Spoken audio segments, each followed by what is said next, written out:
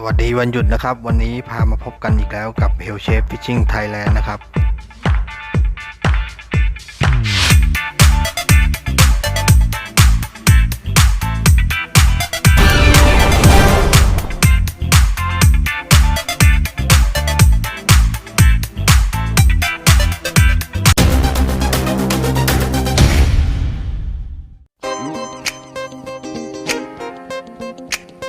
Fucking little homies.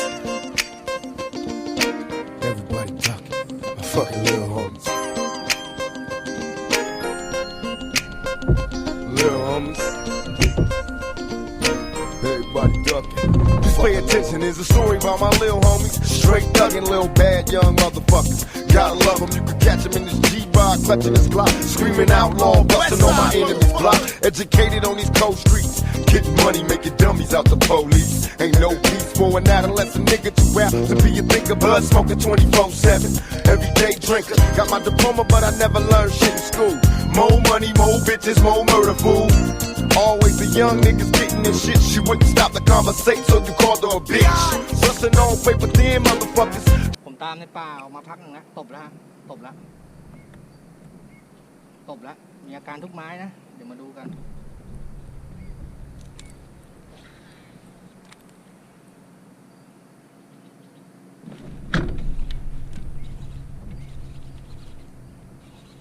โดนแล้วฮะ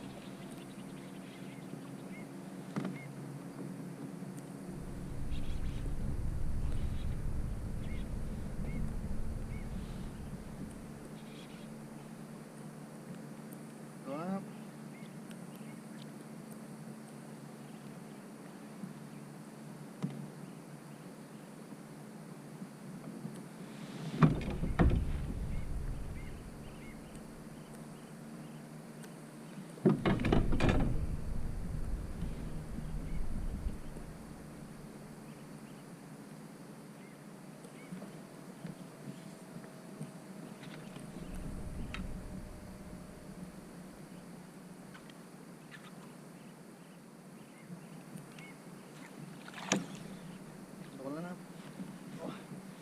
รักทุเลหน่อยฮะขายัด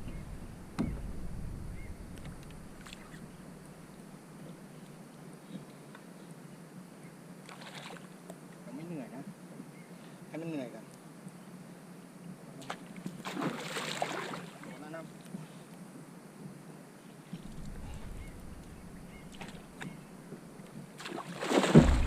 โอ้ยชนเรือดังปั้งนะ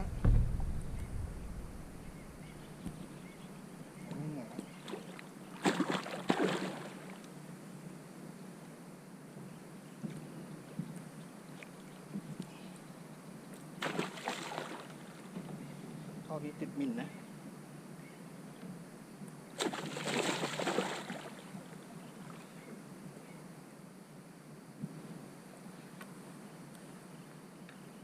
ช้อนยากครับ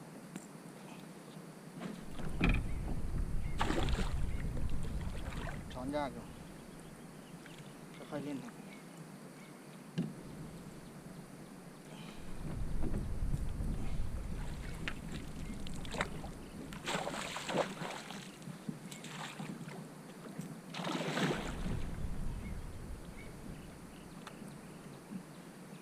รักทุเลมากนะ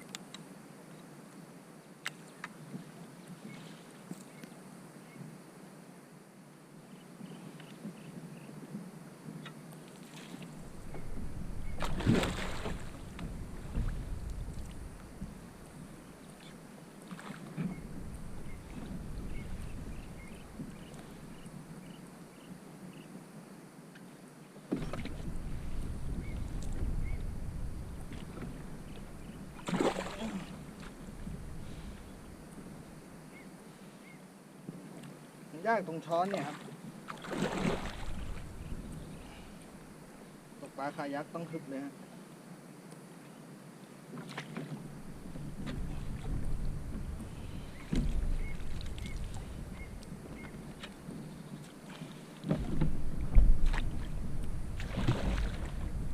ไม่ยอม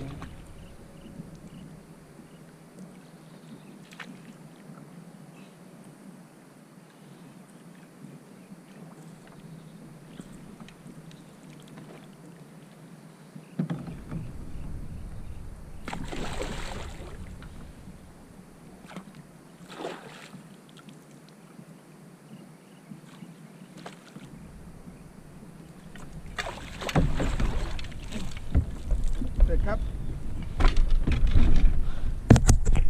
วันนี้เชือด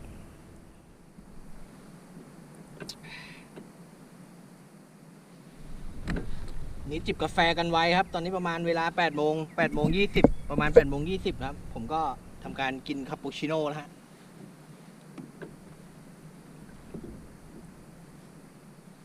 เจอของก็ของง่ายฮะเจอในป่า